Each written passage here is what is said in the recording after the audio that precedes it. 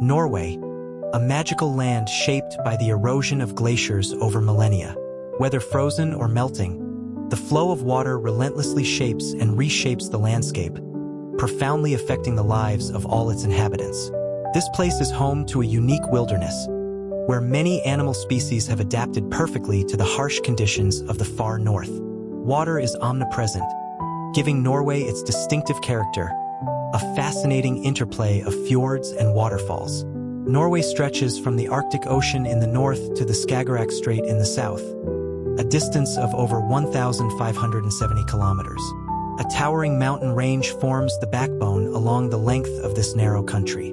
Norway is one of the most mountainous countries in the world, with over a quarter of its land area lying more than 1,000 meters above sea level. On the Jotunheimen Range, the highest mountain in northern Europe, a bit of snow still lingers at the end of May, a sign of approaching spring. Reindeer migrate from the warm valleys to the high mountains, where they will spend a few short summer months. They have adapted well to life in these areas, where only high-altitude wastelands and icy landscapes exist. The reindeer family members can only eat the lichen that grows on the bare rocks, but this nutrient-poor food source is mostly covered by thick snow.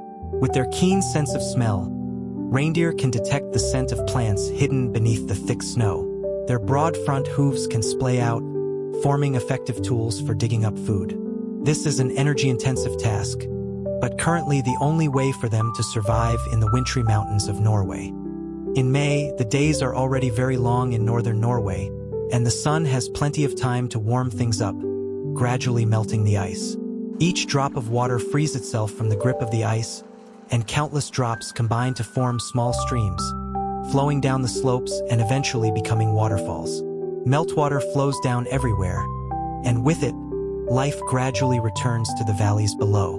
Thanks to the annual snowmelt, Norway has abundant water resources. The sun increasingly reveals more waterfalls, completely changing the face of this barren landscape. In just a few days, every creature wants to escape its hiding place.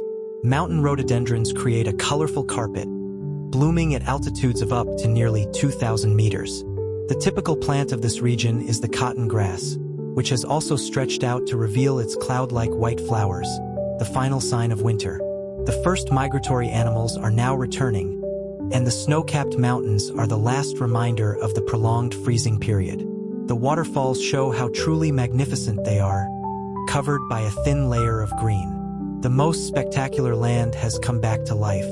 This is the largest plateau in Europe, stretching over 9,000 square kilometers in southern Norway, Hardangervidda. It lies at an altitude of over 1,100 meters above sea level. The vast plains and valleys flattened by glaciers during the last ice age dominate this landscape. The abundant water from the melting ice is the reason why any plant life can survive here. The vegetation receives what it needs from streams and lakes. To the west of Hardangervidda, water cascades down rock faces and into fjords in a spectacular manner. Some of Europe's highest and most impressive waterfalls can be found here. This incredible potential energy is often used to generate electricity. Many energy flows have been harnessed by humans. Further downstream, the streams merge into rivers, the path of European salmon. In the summer, they make long journeys here to spawn in the freshwater estuaries. Freshwater from the mountains mixes with salt water, which can cause serious problems for animals. Jellyfish cannot swim upstream, so they are swept into the freshwater of the river and end up with a certain death. Salmon also have to rest here for their bodies to adapt to the changing conditions. As young fish, they migrate out of the river and into the vast ocean, where they grow up. After reaching sexual maturity, they return to the river where they were born. Now, the salmon are here to perform their reproductive duties. Some obstacles seem insurmountable. These rapids can lead to a large accumulation of salmon in the area. Most attempts are not immediately successful. They need to make more effort to achieve their goal. Increased hormone levels make the fish stronger. They release unusually high energy along with a determination not to give up. Only the healthiest fish reach their spawning grounds. In central Norway, the Dovrefjell mountain range stretches over 1,500 square kilometers, with its highest peak, Snøhetta, at 2,200 meters. It stands out with a spectacular height compared to the surrounding plateau. Dovreefjell-Sundalsjella National Park was established in the 1970s and is home to a particularly fascinating animal, the musk ox. Despite their name suggesting otherwise, these creatures are not true oxen but the world's largest caprini. They are a most unusual species within the caprini subfamily and are related to both goats and sheep. This is the only population in Europe where many musk oxen live together in the wild and are divided into a few small roaming herds. Originally from Greenland, they were introduced to Dovreefjell before World War II. After a difficult start, the animals have adapted well to the living conditions here. Today, their numbers are steadily increasing. Currently, there are a few hundred musk oxen roaming in Dovreefjell, but their future is also uncertain.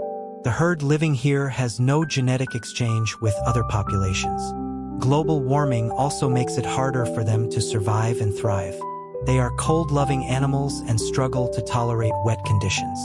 Many have died from various diseases each year.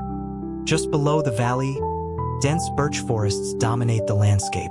These forests only appear in Scandinavia and are a unique presence in a place usually dominated by coniferous species.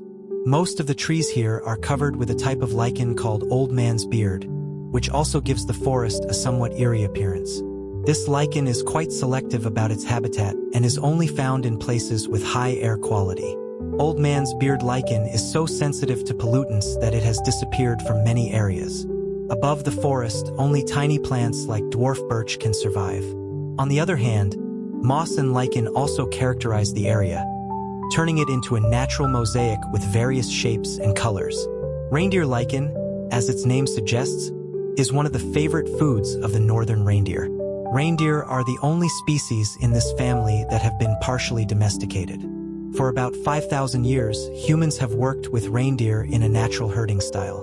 The animals follow their own rhythm, moving from winter areas to summer pastures and back again. Their herders, mainly the Sami people of the far north, join them on these migrations. Now that it's summer, these animals mainly eat herbs, grasses, and the leaves of dwarf shrubs. Today, most reindeer in Scandinavia are domesticated. Wild reindeer are now very rare in Norway. Even in summer, Norway is never completely free of snow cover. Glaciers cover an area the size of Luxembourg.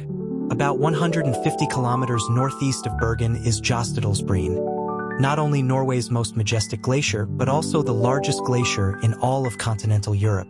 100 kilometers long and up to 500 m thick in some places, it covers an area of up to 500 square kilometers. Nygårdsbreen is one of over 50 tributaries of this majestic glacier, all flowing into valleys from the plateau. Glaciers can only form in very specific areas where more snow falls in winter than can melt in the summer months. The distinctive blue color of the glacier is the result of changes in the freezing and melting process, as well as increasing pressure. The density of the ice increases while the oxygen content decreases. While snow reflects almost all light, making it appear white, the compressed ice of the glacier absorbs more light and mainly reflects the blue parts of the spectrum. The loose white snow is transformed into ice and gradually forms the hard, blue glacier. Over decades, each summer the glacier loses tons of ice, including some areas where the ice may have formed thousands of years ago. Only when enough snow falls in winter can these losses be compensated. But current climate changes are disrupting the balance of this system. The Jostedalsbreen Glacier shares the fate of many other European glaciers. They are gradually melting. In the hot summer of 2018 alone, the leading edge of Nygårdsbreen retreated by about 100 meters. The rock polished by the glacier now lies far from the ice edge, silent witnesses testifying to the decline in the size of this glacier's tongue over the years. Most climate models predict a bleak future for Norway's glaciers.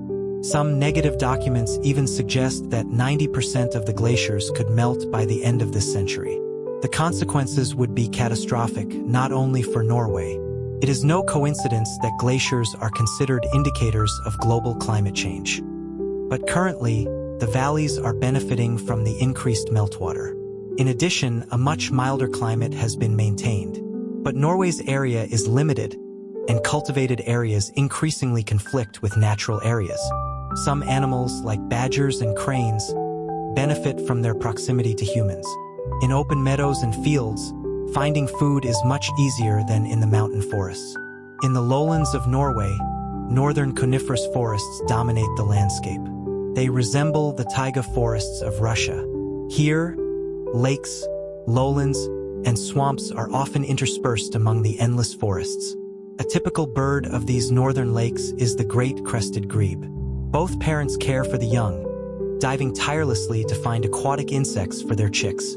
Usually, for great crested grebes, the parents will provide a water taxi service for their young, carrying them on their backs while foraging.